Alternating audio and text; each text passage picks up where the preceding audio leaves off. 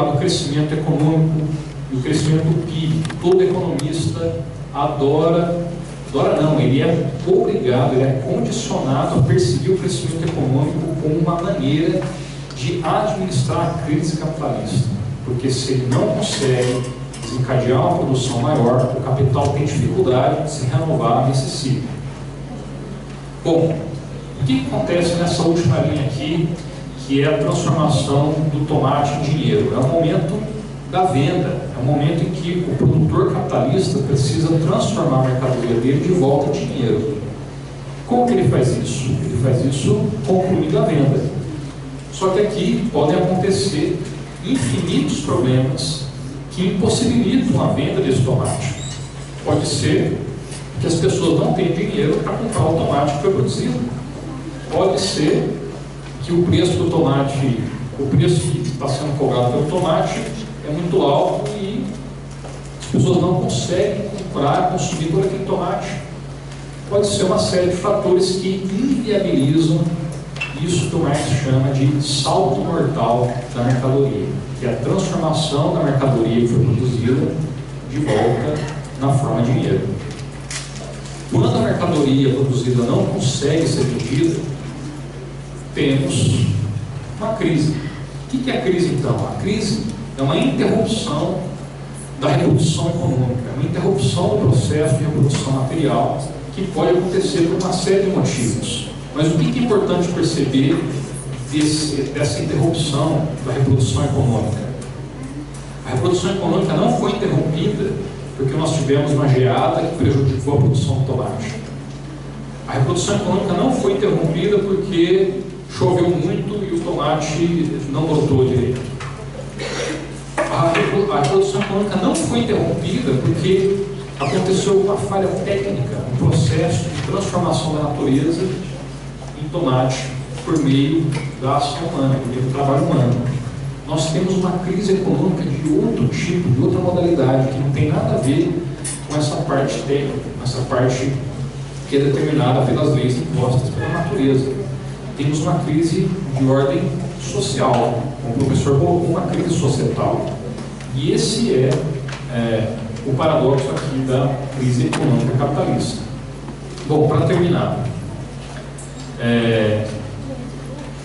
a administração da crise, reprodução infinita do capital. Os economistas são treinados, como eu disse, são formados para conduzir por políticas econômicas de regulação capitalista que atacam as formas de aparição da crise, as formas de aparição do problema. Mas as políticas econômicas não atacam o problema em si, porque o problema em si consiste no fato de que os produtos são produzidos com mercadorias, e não só com mercadorias, elas são produzidas com dinheiro, e não só com dinheiro, elas são produzidas com capital. De modo que todas essas políticas econômicas propostas, geração de emprego, distribuição de renda, controle da poluição, entretenimento, tudo isso daí, bom, são políticas econômicas que, se elas fracassam, nós caímos num problema de vazio material. Mas se elas têm sucesso, nós caímos num problema de vazio existencial, porque a organização da economia capitalista é uma organização que se fundamenta na alienação da pessoa em relação à sua interação com a natureza e à apropriação dos meios que permitem a sua reprodução econômica e material. De modo que, de um jeito ou de outro, o capitalismo é um sistema que se renova por meio dessas crises. Ele não encontra o seu fim em alguma instância externa a ele mesmo. Por isso, o limite do capital é o próprio capital. Mas o que é o capital? E aí fica essa pergunta para a gente investigar, enfim, para a gente dialogar, para pensar por que a crise é um componente fundamental desse sistema, como superar essa crise e, melhor, como superar, na verdade, os fundamentos desse sistema que são os responsáveis pela geração de toda a crise capitalista. Bom, é isso que eu queria trazer, eu agradeço a atenção e obrigado.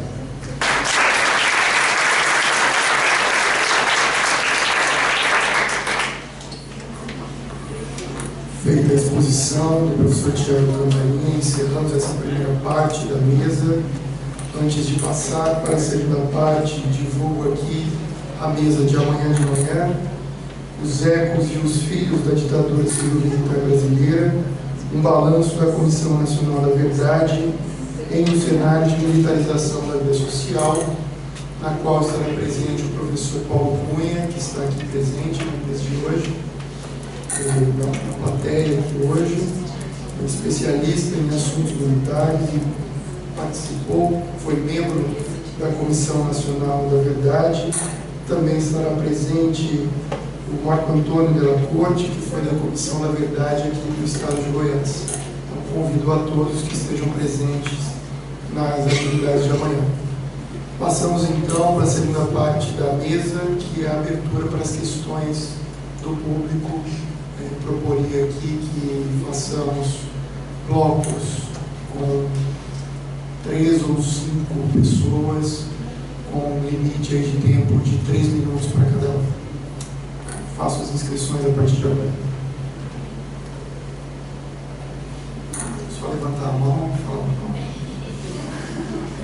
Temos bastante tempo aqui.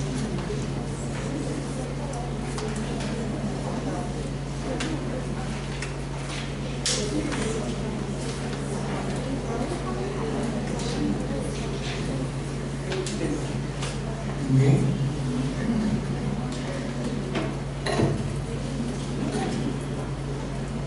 Falem agora, o cara, pelo menos até outra discussão.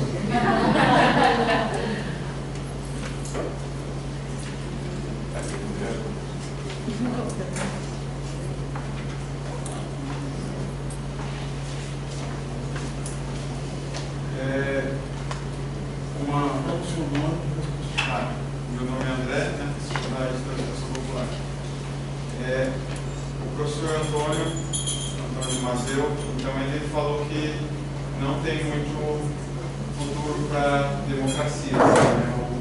A democracia é uma fruta bichada. Assim, né? Então, nesse momento atual, né, como que você visualiza o posicionamento da esquerda em torno de frentes, né, frentes democráticas, defesa da democracia, e em relação com esse novo governo que ele é baseado num golpe, né, na minha concepção, e uma democracia bem frágil e se torna cada vez mais frágil à medida que ele tenta extinguir os conselhos, né, e as instâncias que, em teoria, seriam que reforçariam a democracia.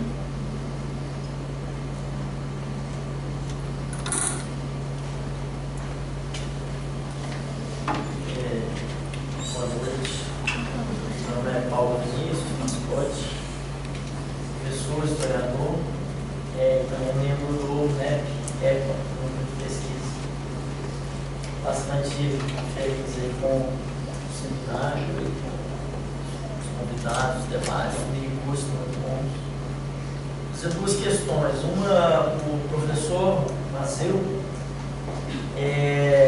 como você vê essa tentativa de reconfiguração de todo o aparato jurídico, político que se dá a partir dessa crise aqui no Brasil? Então, se você entende que o golpe de 2015, 2016, ele tem a ver com uma tentativa de reconfigurar totalmente o pacto que estava estabelecido na Constituição de 1988, e que em novas bases você percebe que o golpe no poder aponta, do ponto de vista da reconfiguração das relações de trabalho, das relações jurídicas e das relações políticas. O Alan Beer, ele tem um livro que ele vai falar um pouco sobre o estado, declínio do estado de bem-estar social na Europa e a superação do modelo fordista, né? Ele vai falar um pouco das respostas que o movimento sindical tentou dar naquele momento, porque ele entendia que elas fracassavam. Uma delas era tentar recompor o pacto fordista, porque não tinha mais ninguém a fim de de fazer aquele trato, mas que uma boa parte do movimento sindical europeu ainda insistia em tentar recompor uma forma de negociação, de pressão, que não estava mais adequada à nova forma de se produzir mercadoria e logo uma nova forma de sociabilidade. Qual seria um grande equívoco de um setor da esquerda que reivindica, quanto solução para o enfrentamento ao bloco no poder hoje, a retomada de um projeto democrático popular? Porque se a gente vê a entrevista do Lula mesmo, ele aponta que se o pessoal topar com ele de novo, ele vai retomar o crescimento do país, que a solução é fácil, é só vender mais carro, vender mais casa, e aí vai virar um jogo de ganha-ganha, todo mundo ganha, o empresário vende, o cara tem dinheiro para comprar, acaba o desemprego. Então, essa resposta aí de um projeto democrático popular que aposta numa abertura de uma institucionalidade cada vez mais fechada, como você vê esse tipo de intervenção frente a um bloco no poder que não só não topa o período anterior recente, como ainda quer recrudescer mais do que estava em outro momento. E para o professor Thiago Maria, acompanhei a exposição dele também lá no Instituto Federal, lá no Iguaçu, né? Eu gostei muito ali do final ali do seu slide, você colocou sobre a questão de que para a classe trabalhadora o sucesso ou o fracasso do capitalismo ele igualmente nos atinge, nós estamos perdendo com ele, né? Então essa questão de uma falta material de condições básicas de sobrevivência e um outro lado de um vazio existencial. Aí eu queria tocar em especial numa questão que eu falei com o professor Mazeu também, que é assim, a solução dessa mesma entrevista do Lula, né, é voltar a consumir mais. Então, num momento onde nós temos um esgotamento dos recursos naturais, por essa forma de produzir mercadoria e de reproduzir a vida, falar que a solução são as pessoas terem mais casa, né? Então, é uma solução de uma inclusão via consumo. Aí eu queria que você, aí, enquanto economista, que tem dedicado bastante a esse campo da pesquisa, que estamos ali no NUPEMARX, né, no grupo de pesquisa interinstitucional, pudesse falar um pouco dessa falsa solução, no meu entendimento, uma falsa solução, que seria uma saída via mais consumo ou via mais capitalismo. A ideia do Brasil se tornar um Estado de bem-estar social, um país capitalista desenvolvido, ampliando a sua institucionalidade, a democracia e a integração econômica. Mais ou menos.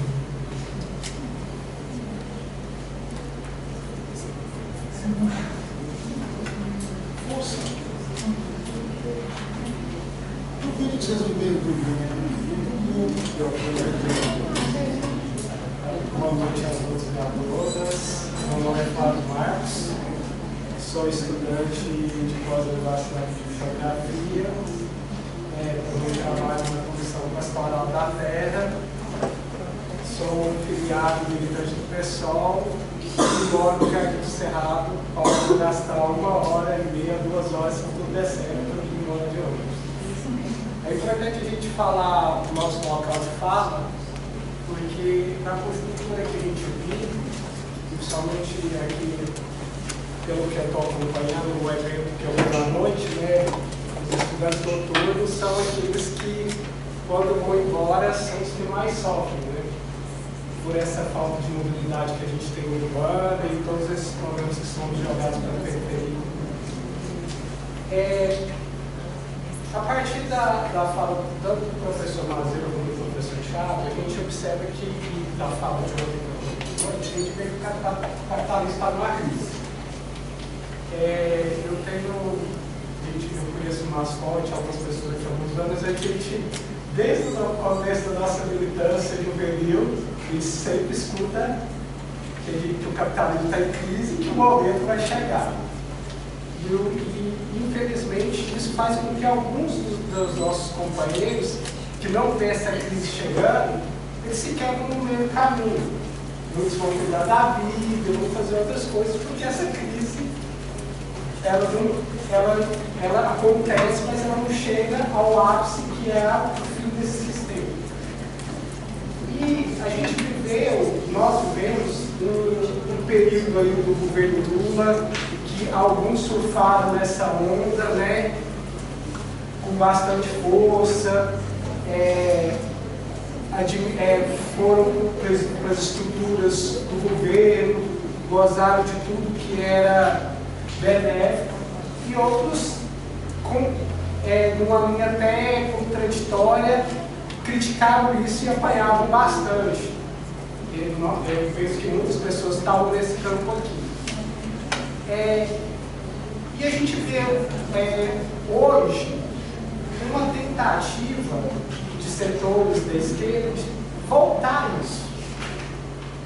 E o professor Ariel Valdo-Melino, numa das suas palestras, fala assim: a gente viveu um neoliberalismo do Fernando Henrique, onde a gente perdeu muito. Aí depois a gente tem os governos petistas, que a gente perdeu mais lentamente. E agora a gente vem um outro governo do Bolsonaro e do Temer, que a gente perde muito. Mas sempre essa roda é assim: ou a gente perde muito ou a gente perde pouco. Como sair dessa roda? Eu acho que esse é o grande desafio. E como que os dois professores veem isso? Porque esse mecanismo que a gente está encontrando dentro da democracia burguesa, que hoje a gente tem que defender, ele não leva nós, como classe, a vitórias. A gente só está sofrendo derrotas. A gente está assim: ou a gente perde 7-1, ou a gente vai perder de 1-0. Todo dia a gente está perdendo. E será que esse momento histórico que a gente vive é isso? O momento histórico que a gente tem hoje é defender essa democracia burguesa e passar para outras gerações um outro momento? Mais alguém?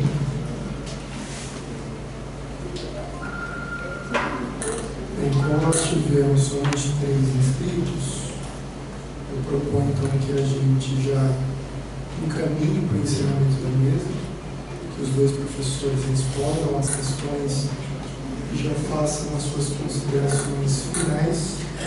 E logo em seguida, para quem quiser adquirir o livro, o professor Mazão estará aqui para fazer uma dedicatória de muito gosto, é importante. E aproveito aqui para também divulgar os minicursos de amanhã, no período da tarde: a questão agrária do Brasil do século XXI, o agronegócio em Goiás, com o professor Cláudio Maia, as vísceras do verbo, literatura e emancipação, com o professor Jamson Buarque, militarização na cultura política brasileira, com o professor Paulo Cunha, os sons e os ecos do Sul, música e emancipação, com o professor Felipe Valoz, que esteve aqui abrindo o nosso seminário e fez uma apresentação muito bonita para quem esteve presente. Convido a todos que participem. E também na mesa da noite, uma análise da política econômica dos governos petistas, que é mais ou menos o rumo que o debate aqui já está tomando, e continuaremos amanhã. Então, passa a palavra ao professor Mazinho. Eu acho que as perguntas se articulam, principalmente a primeira do André e a última do Fábio. A última do Fábio. Eu vou ter esse negócio de ter um amigo meu, que é o professor Zé Paulo Neto, que fala que vai ser telegráfico. Não existe mais, eu vou ser o WhatsApp. Essa questão. Então é o seguinte: eu acho que o André colocou a questão do futuro da democracia e da esquerda, entendeu, André? Tá lá. Olha, eu acho que você tem razão. Eu acho que primeiro a gente tem que entender o seguinte: a democracia, ela não é uma coisa genérica. Ela tem compreensões, né? E tem consequências. Eu diria que a democracia burguesa, que a gente chama de vou chamar aqui de democracia formal, né? É aquela democracia onde você tem um igualitarismo formal. Então, a gente é igual perante o Estado, a gente é igual perante a lei, mas a gente é diferente do mundo real. Né? Aquela velha história.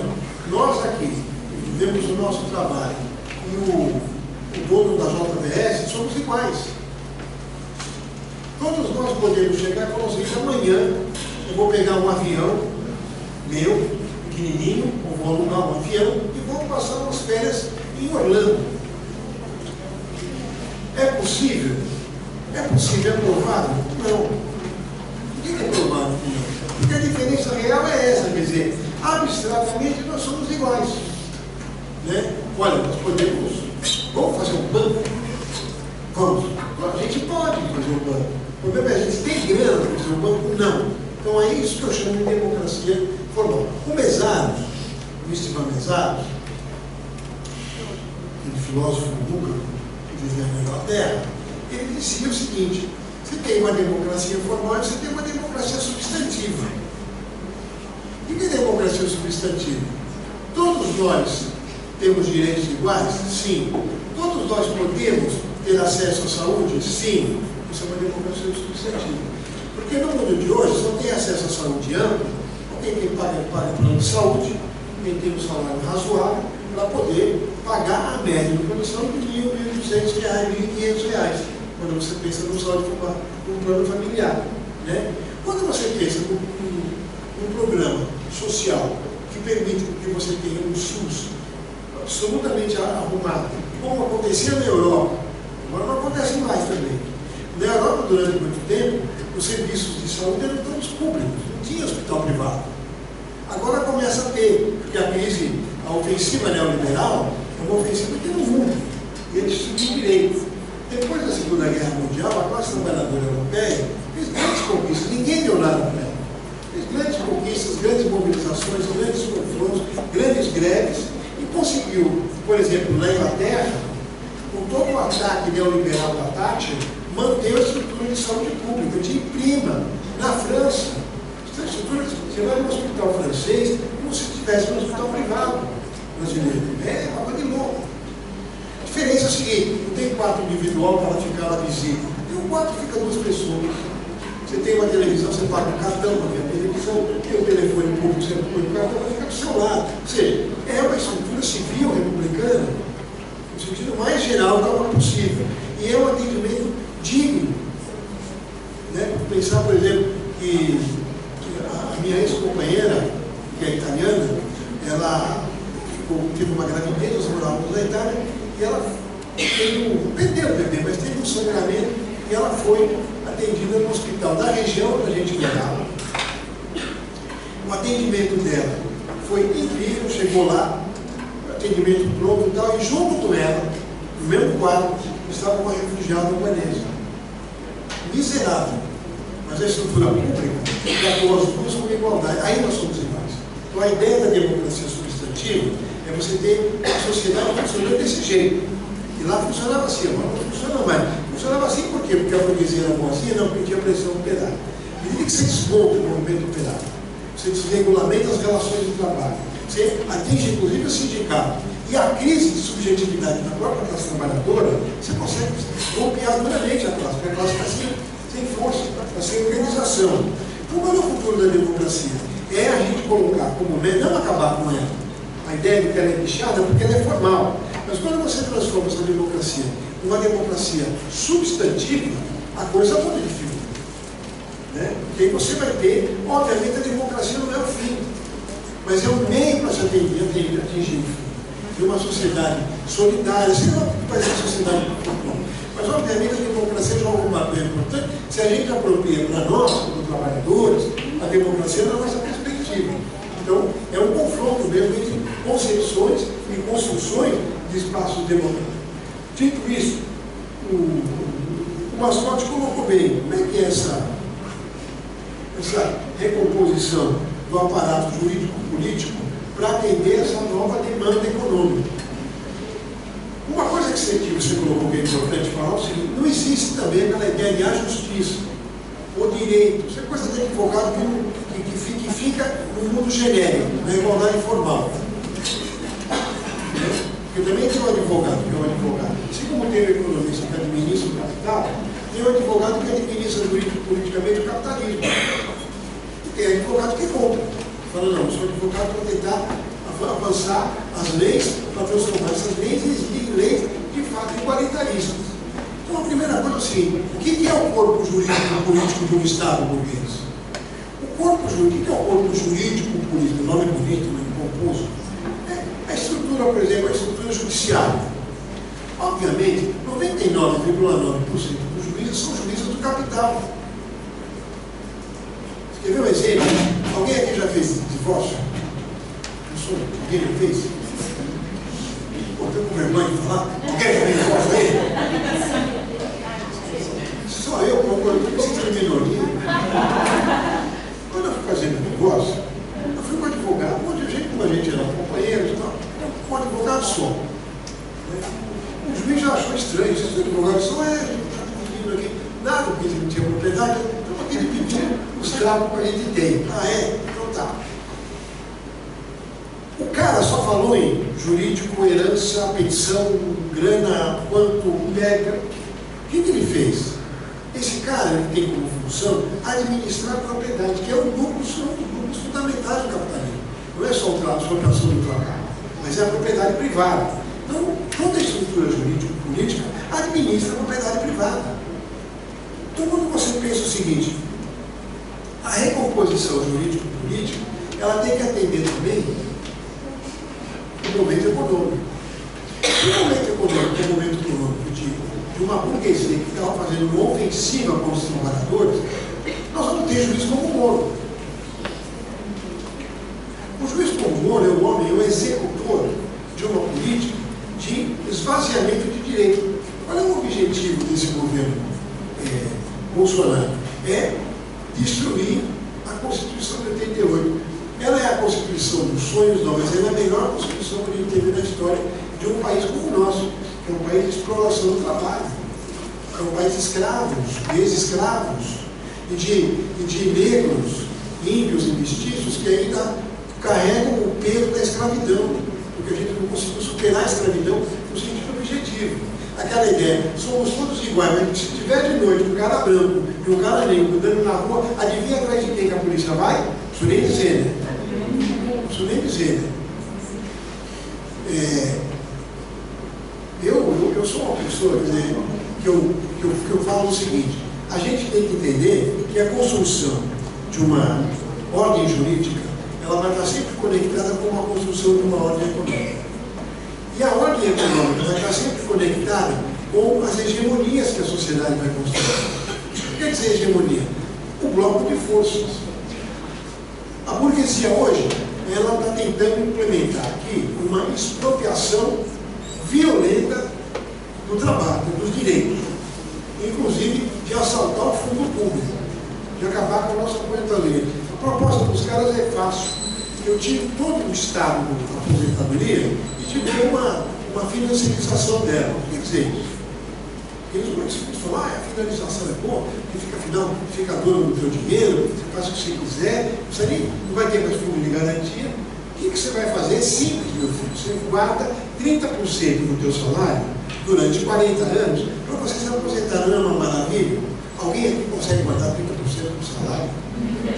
Num país onde a média de salário é de 800 a 1.500 reais, 2.000 é o cara que já está, o cara é burguês, ganha 2 contos. Milionário, o cara é burguês, ganha 2 contos. E o outro que ganha 2.100? Pô, isso é salário de miséria, né? Porque isso não é no Brasil também. Isso na Europa hoje, a média de salário, não vai pensar em euro, mas você pensar o seguinte, o cara que ganha 2.000 euros, ele tem o seguinte dilema, eu moro no povo. O programa de 2.000 euros é 100 mil reais, né? Quer dizer, o cara com 100 mil reais vai falar, ou eu moro ou eu como. Então eles moram juntos, às vezes amigos, um paga o aluguel, outro paga o rango ruim. Não é um rango bom, é um rango ruim, né? Então, quer dizer, essa é a característica do sistema balear, o futuro da democracia, né? estou esperando aqui faz tempo a crise do capitalismo. É uma crise estrutural, é uma crise longa. O Império Romano demorou 500 anos para cair. 500 anos. Era um grande. Vocês fiquem atentos ao seguinte: o capitalismo é mais rápido, mas não vai cair de uma hora para outra. Ele vem de uma crise. Os economistas aqui, depois o Tiago pode dizer assim, você tem o termômetro do capitalismo é a taxa é a queda da taxa média de lucro. Ela vai caindo progressivamente e tem se recuperado. Então isso, como você tem uma queda da taxa média de lucro das empresas, do capital, né, a ofensiva é muito grande, porque eles não querem perder nada. Eles querem. A coisa é tão louca que esse mesário, quem não leu o mesário, procure ler.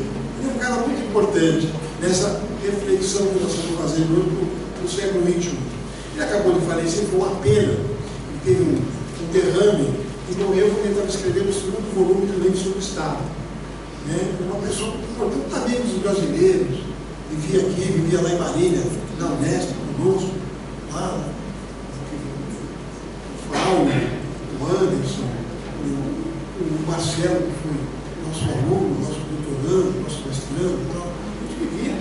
O mesário vinha lá, conversava conosco, sentava para tomar cerveja, essas coisas. E uma das coisas que ele dizia é o seguinte: a forma do capital, a reprodução do capital hoje é destrutiva.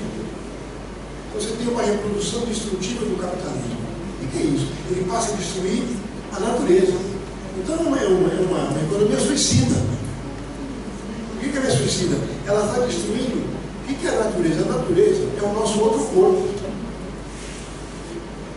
Nós temos esse corpo aqui e tem o corpo da natureza. Esse corpo não existe sem a natureza. A natureza pode existir sem a gente não existe sem ela. Né? A burguesia já tem plano de ir embora para Marte.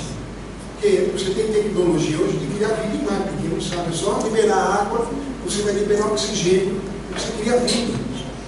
Então nós vamos embora para Marte, sabe aquele filme de ficção científica? Na Terra fica só desgraçado, pobre, azarado, doente. É um pouco. Esse quadro, o Mesário fala, apesar de ser um quadro de ficção, é um quadro possível. A barbárie. Né? Então, obviamente, quer dizer, o que nós temos que fazer? A primeira coisa é estancar o capitalismo. É fácil? Não. Os caras têm poder, os caras têm exército, os caras têm polícia, né? Os caras têm dinheiro. Né? E a gente tem o quê? Nós temos nós. Então, se a gente não lutar por nós, quem vai lutar? A burguesia? Não. Nós somos nós.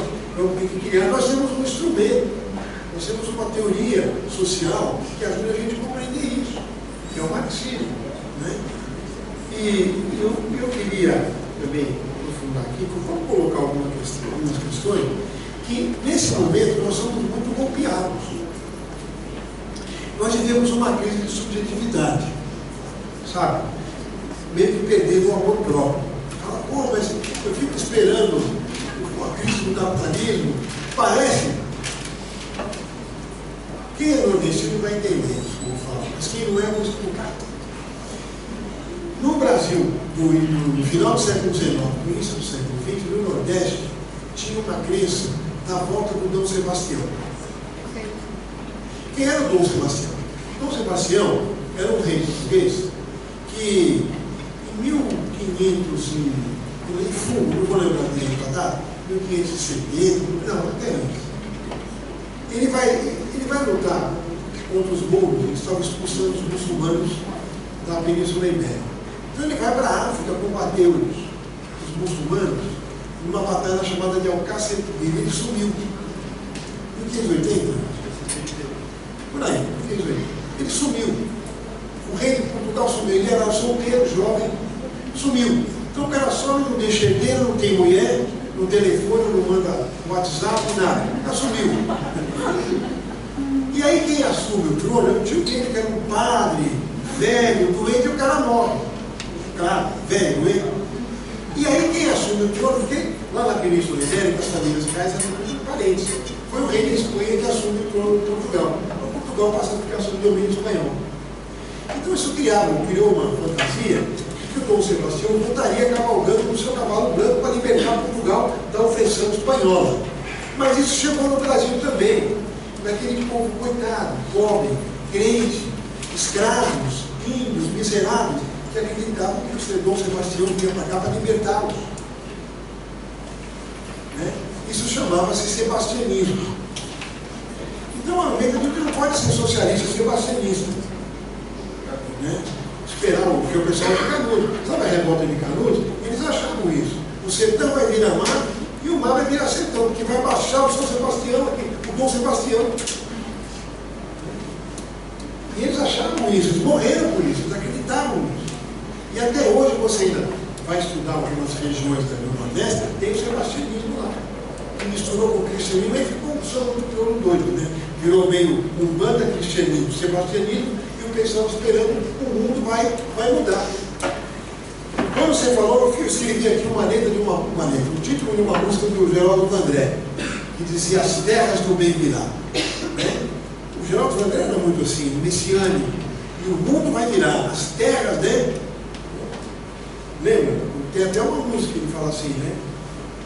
É a volta do cipó de aroeira no lombo de quem mandou dar. Isso vai acontecer um dia.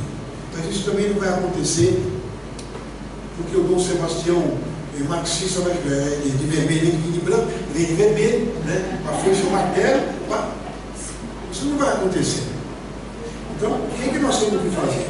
Primeiro, é tentar compreender, né, o momento de crise de subjetividade que os trabalhadores vivem, mesmo o complexo de inferioridade que nós estamos vivendo.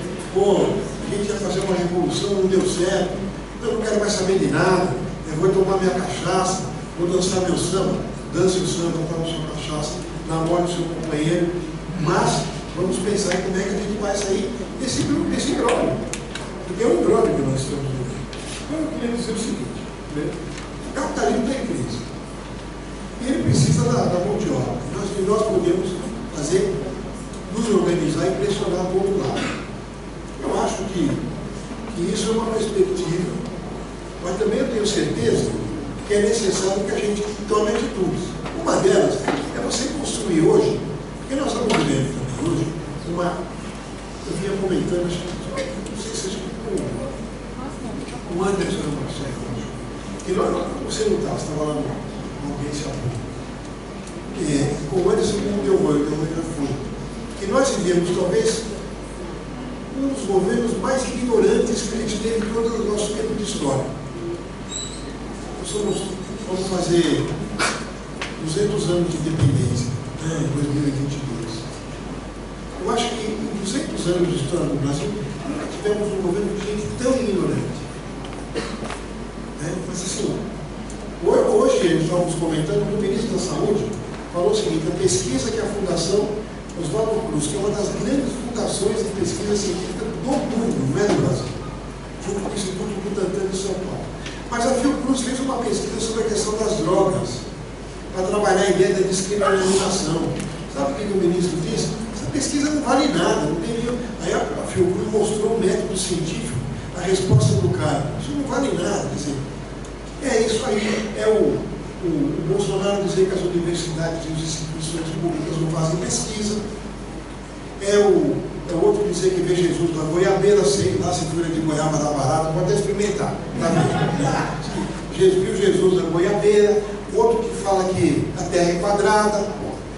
Isso é uma coisa muito séria, porque você tem um mundo aí que é inimigo do conhecimento, é inimigo da cultura. Por que é inimigo do conhecimento da cultura? Porque é inimigo do refinamento do povo. Eles odeiam o povo. Eles não gostam do povo. Não gostam de negro, não gostam de mestiço, não gostam de pobre. Sabe? Tem uma música dos anos 40, acho que quem cantava isso era como é que chama? Aquela cantora, a rainha, foi mulher do Garrincha, Elza Soares, ela cantava uma música seguinte, né?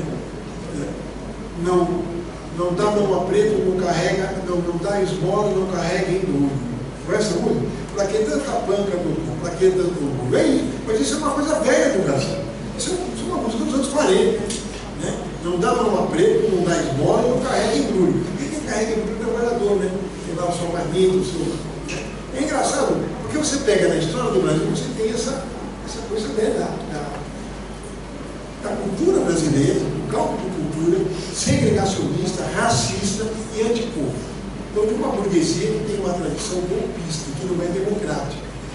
Isso significa o seguinte: qual é a resposta que os trabalhadores têm que dar?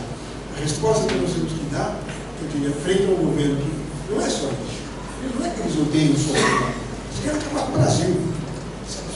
Já entregaram uma base de lançamento de foguetes, que era a nossa, que foi destruída por um acidente que até agora não foi explicado. Todo mundo sabe que é um acidente encomendado, onde a gente estava construindo tecnologia espacial. É um governo que quer destruir as universidades, porque a universidade queria conhecimento, queria consciência crítica. Universidades, institutos como esse aqui de vocês, federado, né? É um governo que quer destruir as riquezas nacionais. A última fala do Guedes é uma fala que você, num país sério, esse cara tinha que sair já para ser preso e julgado por vilipêndio da pátria. Né? Nós vamos vender o Palácio do Governo, vamos vender o Banco do Brasil, vamos vender tudo. Vamos associar o Banco do Brasil com o Banco de Boston. Né? É a merda que ele tem na cabeça para vender o Banco de Boston. Quer dizer, na verdade, o que nós temos que ter muito claro é que a única possibilidade que o povo brasileiro tem é dar uma resposta democrática no âmbito da ideia da democracia substantiva. Então, quer dizer, para enfrentar um governo que quer destruir o Brasil, que não tem projeto no Brasil, que quer destruir o país, porque é isso que eles vão fazer, nos transformar em mendigos, pessoas que vão trabalhar até morrer, né? Nós temos que criar um bloco político democrático, mas com a hegemonia dos trabalhadores. Porque propondo uma outra democracia, não quero a democracia do céu, aí nem do Fernando Henrique Cardoso. Me perdoe. Eu fui monitor, vou confessar, fui monitor da Dona Rosa. Quando eu era professor, fui monitor dela. Né? Eu gostava muito dela, mas eu não quero a ideia de democracia que ela tem, nem do Fernando Henrique que ela tinha, e nem do Fernando Henrique que tem. Eu acho que nós temos que pensar a ideia de uma democracia substantiva, como diria o Mesaros, ou uma democracia proletária, como diria o Velho Lima, né? Que é a democracia substantiva que vai avançar. Acho que a ideia é essa: nós temos que sair daqui com a seguinte perspectiva: vamos nos organizar. Em cada lugar que nós estivermos, vamos começar a construir uma unidade dos trabalhadores, dos explorados, daqueles que são excluídos do processo de trabalho. Né? Eu acho que é isso. Cientificamente, nós temos métodos científicos para isso. Nós temos conhecimento, temos acúmulo histórico para isso. Então, vamos sair daqui com baixa estima e nem com depressão. Vamos para cima deles. É isso que nós temos que colocar. Dia 30, leva até o papagaio na passeada. Isso é muito importante. Tem que estar todo mundo lá. Tá bom? Um abraço, muito obrigado mais uma vez. Obrigado, Thiago, pela companhia aqui na mesa, pela sua exposição, aos heróis da resistência, né? E vamos juntos. Eu tenho que ir embora amanhã, senão não ficar mais.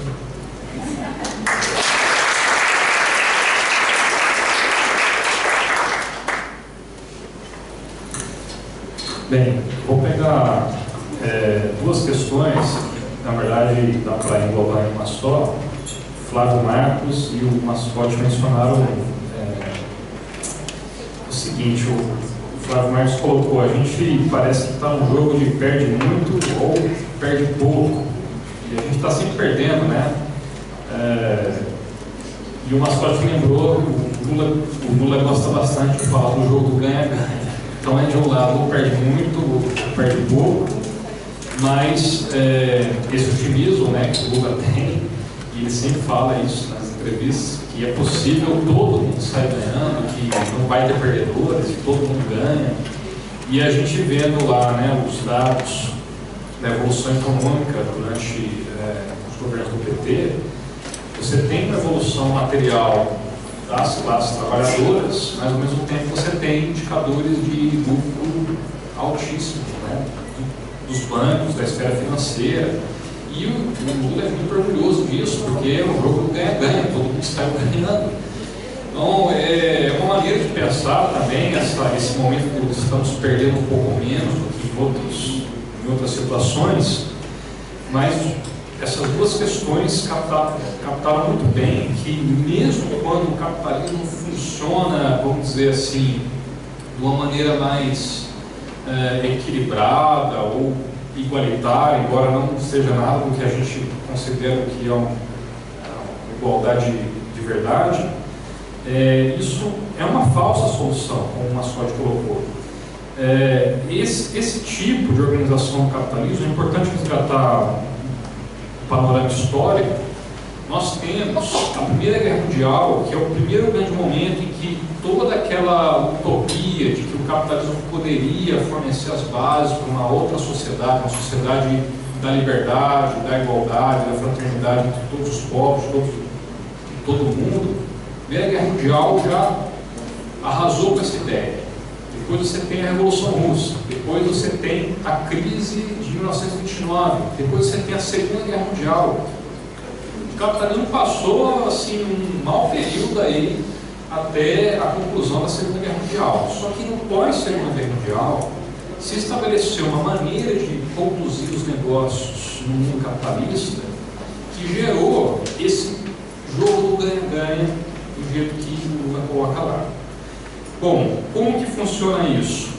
Crescimento econômico com base em consumo, então é mais carro, é mais produção, é mais produto, é mais embalagem, é mais mercadoria, é mais poluição e é mais também entretenimento, porque aqui que entra uma ponderação que eu faço, porque esse pensamento do ganha-ganha ou da regulação do capitalismo é uma ideia que se difundiu entre os economistas, que foi defendida teoricamente, difundida bastante por um economista inglês chamado John Maynard Keynes. Esse economista elaborou, então, linhas gerais para a condução de uma política econômica que permitisse um crescimento contínuo do capitalismo. Só que o resultado final disso é o desenvolvimento, inclusive, de, vamos supor assim, tudo deu certo. Então você tem o que esses economistas social-democratas chamam de pleno emprego, todo mundo numa posição de trabalho, você tem uma dinâmica de distribuição de renda razoável, que se resolveu grandes disparidades, você tem uma situação que poderia ser vista como confortável, né? Só que você cria também toda uma indústria de entretenimento que captura a atenção de toda a massa trabalhadora e desvia a energia dela para despender com atividades que não são essas atividades que nós estamos querendo aqui colocar, que são importantes, que são atividades de organização política, para alterar esse sistema, que pode parecer bonito, né? Foi o que eu coloquei, mas é um sistema distópico. Você coloca todo mundo numa baia, na frente de um computador, trabalhando, desse computador você vai para a sua casa, você assiste a sua série no Netflix, você pede o seu lanche no aplicativo do iFood, o iFood já vem, isso porque você pode pedir no iFood, porque o trabalhador está pilotando a moto desse iFood em uma condição ainda pior do que a sua como trabalhador, e você acha que você está em cima esse mundo é maravilhoso, eu trabalhei super bem na minha baia, pedi o meu iFood, me alimento super bem, quando você vai ver, você já está com todos os problemas de saúde que derivam desse tipo de alimentação, e aí quando você vai descobrir, esse é um filme também clássico, que é recente, da ficção científica, você vai descobrir que você está dentro da Matrix, você está dentro de um sistema que é todo arquitetado para que você não perceba o nível de miséria no qual você vive, você acha que você está bem porque você tem roupa para vestir, você tem um lugar para cair depois que você fez um trabalho que não tem sentido, você se alimenta por uma indústria de alimentação que não promove saúde nenhuma, e a sua energia é desviada, ao invés de você se organizar, você acaba tendo a energia capturada por uma indústria do entretenimento absolutamente alienante e vazio, que captura todo o tempo sobrante depois que você fez as suas atividades laborais, depois que você trabalhou. Enfim, furar essa matrix é complicado, ainda mais quando os grandes líderes da esquerda acreditam que a saída é fazer uma gestão brilhante dessa matrix, está aqui todo mundo dormindo bem, gostosinho, dentro da sua realidade virtual, e que ninguém vai sofrer, porque assim é o melhor jeito.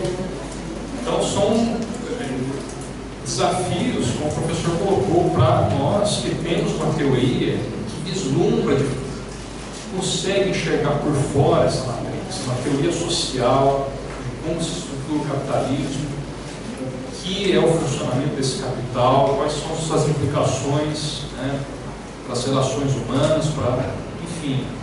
E a nossa função é chamar a atenção para isso, instigar para o estudo. Sem essa teoria não há como se organizar para conseguir romper esse sistema de Matrix. Então precisamos estudar, precisamos da teoria. E eu acho que é nesse sentido também que eu quero finalizar minha fala, chamando todo mundo para se organizar, se organize, converse com o seu círculo de contato, faça a sua militância no seu espaço de atuação. Quero também colocar assim, com muito otimismo, porque essa ideia de Matrix, eu já pensei bastante sobre isso, né? Diversos colegas meus economistas, alguns deles colocam assim: olha, esse negócio, esse projeto de revolucionário, superar o capitalismo, isso é muito difícil. Eu até entendo, né? Até acompanho o raciocínio, mas as pessoas não vão acordar, as pessoas não querem. Eu sempre, assim, sou muito otimista, aí eu sou taxado de utópico, às vezes talvez seja mesmo, né? Embora eu não queira ser utópico, queira ser científico, como todo acadêmico, mas é nesse sentido que a gente tem que ter essa energia bem direcionada, bem organizada, vai possibilitar a construção do país, do Brasil, da sociedade, do mundo que a gente quer. Então é isso, eu agradeço muito o convite, professor Mazeu, foi um privilégio, é uma honra estar participando aqui na mesa com você e com todos vocês, compartilhar aqui essas ideias. Muito obrigado, fico à disposição.